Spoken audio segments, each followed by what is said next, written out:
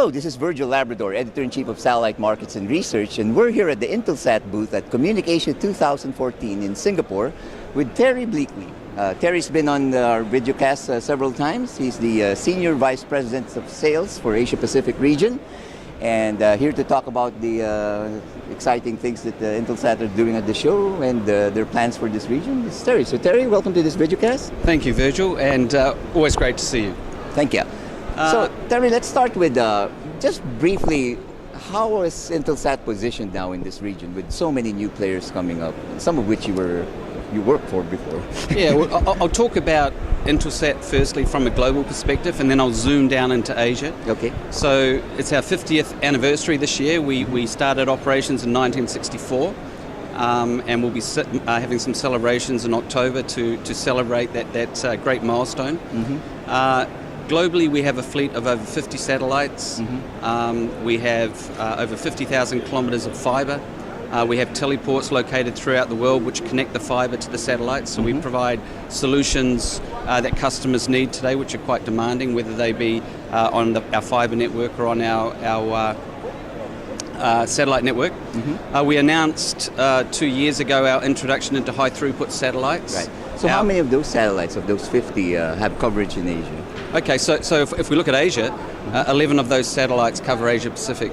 And those 11 satellites, a lot of them have only been launched or replaced previous capacity in the last couple of years. So to translate that into numbers, we launched 3 satellites for Asia Pacific in 2012. Right. We launched one in 2011 and one in 2010. So the 11 satellites that we have looking over the Asia Pacific region are really quite new satellites. Yeah? Right, right.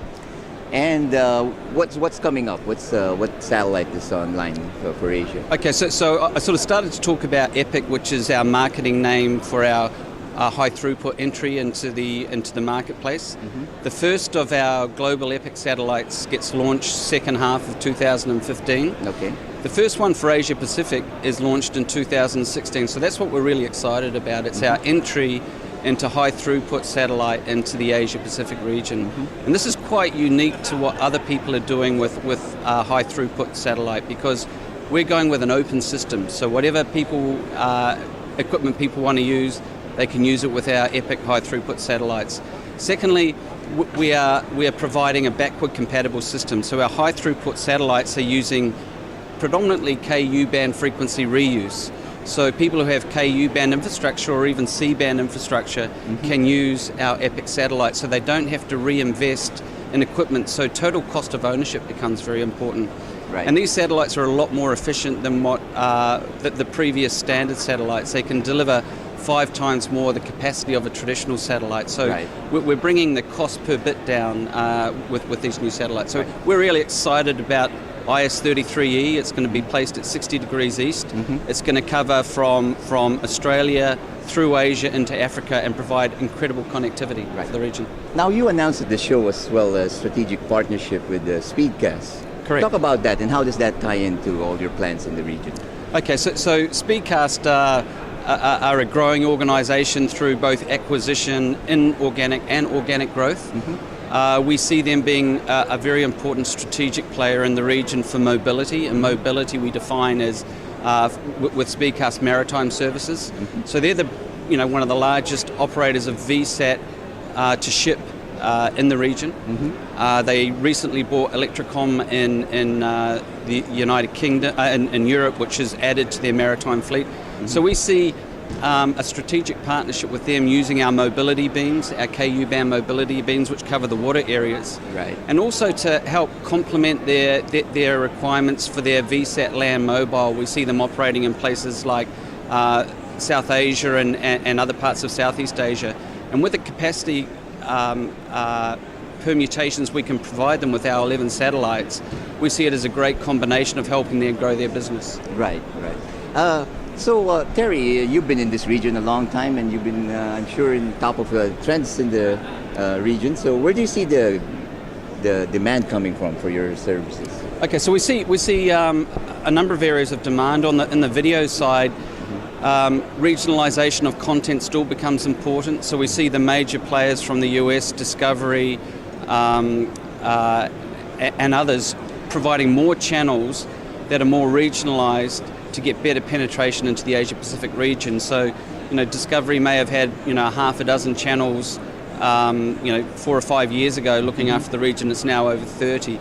So we're seeing this regionalisation of content to penetrate further into Asia as a growth driver. We're seeing some further adoption of high definition TV, providing that growth. We're seeing a growing GDP in the growing populations, which is creating a middle class which has more money to spend on pay TV and smart telephones, which is then increasing the capability of putting in DTH platforms. So we see DTH as another growth provider on the media side. We also see providing better connectivity for cellular networks. So we've been doing a lot of business in Indonesia and in Japan and in other countries in Asia to complement and increase the capability of mobile phone operators to get better reach and more data throughput for these smartphones that are always needing to be connected. And you also did a UHD live demo here, right? Exactly. Is this a screen? Is this a live? This is a ultra high definition screen you have behind us. It's around 4 times the definition of high definition TV.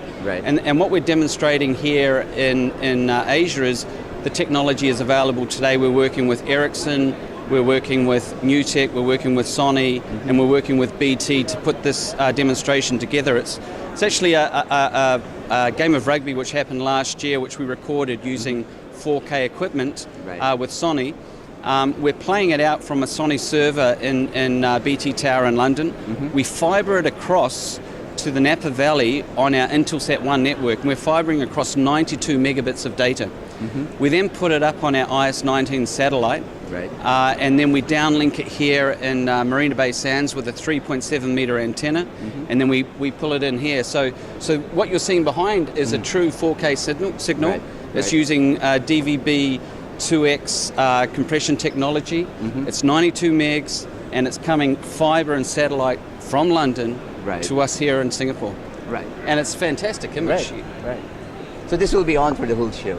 It's on for the whole show. We had a press event yesterday where we had key people from each of the consortium talking about their components, and very well received. But ultra high definition, when will it come into play? We need set-top boxes, the 10-bit chipsets and the 60 frames per second to be readily available, which is coming very soon. And you need an event to help spark it off. So we're sort of anticipating 2016 maybe a commercial launch for many of the the Olympics. The Olympics would be a great catalyst for pushing that on. We've read statistics where IHS is saying they expect around 200 ultra high definition channels by 2020, and then over 1,000 channels by 2025. So if we think about HD, it was like a 5 to 10 year adoption rate. We're thinking the same around ultra high definition, but definitely once you see it, you want it. I want one of these in my home now. Right. It looks really good, actually. Well, thank you very much, Terry. We've covered a lot of ground, and for all the news and information on the global satellite industry, you always have Satellite Markets and Research at www.satellitemarkets.com. Thank